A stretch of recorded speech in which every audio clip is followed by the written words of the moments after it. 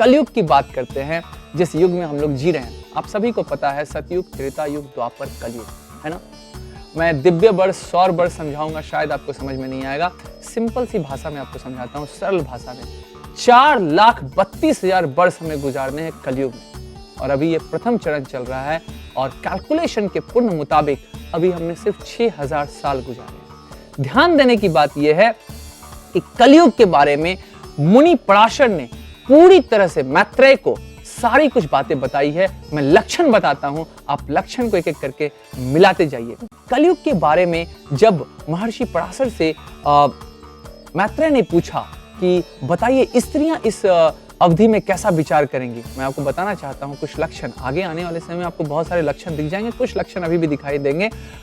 ध्यान देने की बात है, ये सारी बातें हजारों साल पहले लिख दी गई थी। सबसे पहली बात, स्त्रियां अपने केश विन्यास पर बहुत ज्यादा खर्च करेंगी, और सबसे बड़ी बात, उनके केशों में यानी कि उनके बालों में किसी भी तरह का वह स्वर्ण, चांदी जो पुराने जमाने की महिलाएं जिनसे श्रृंगार करती थी वो नहीं होगा।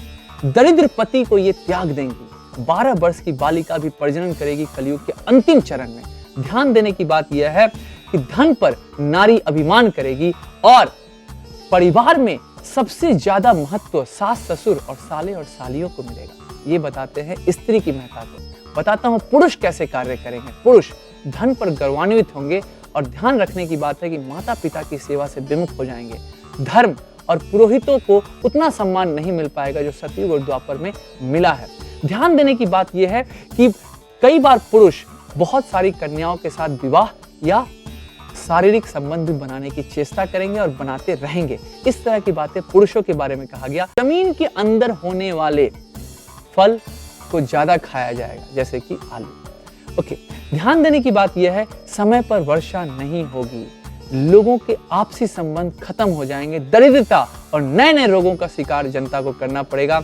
जनता बहुत बुरी तरह से अपने राजा के द्वारा परेशान होती रहेगी, कहीं पर सेटिस्फैक्शन नाम की चीज नहीं होगी। हमेशा ध्यान रखिएगा, महिलाओं के बारे में कहा गया है कि वो बुजुर्गों के आदेश का पालन नहीं कर पाएंगी। जहां पर आप लोगों को ये समझने की जरूरत है कि कलयुग इतना महत्वपूर्ण क्यों है, इसीलिए कहता हूं। देखिए, इसमें लिखा हुआ है, कलयुग में साफ साफ लिखा हुआ है कि इस अवस्था में आपको धर्म का नाम लेने में इंटरेस्ट घटता चला जाएगा। आप खुद देखिए, मैं आपको बताता हूं, अगर मैं आज के डेट में आपसे साफ साफ कहूं कि 5 मिनट तक भगवान के सामने बैठिए, आप विचार करके देखिएगा, 5 मिनट भी बैठना मुश्किल होगा। आपके दिमाग में नाना प्रकार के विचार, कहीं कर्ज लिए हुए हैं, कहीं ऑफिस का टेंशन आपके दिमाग में आने लगेगा।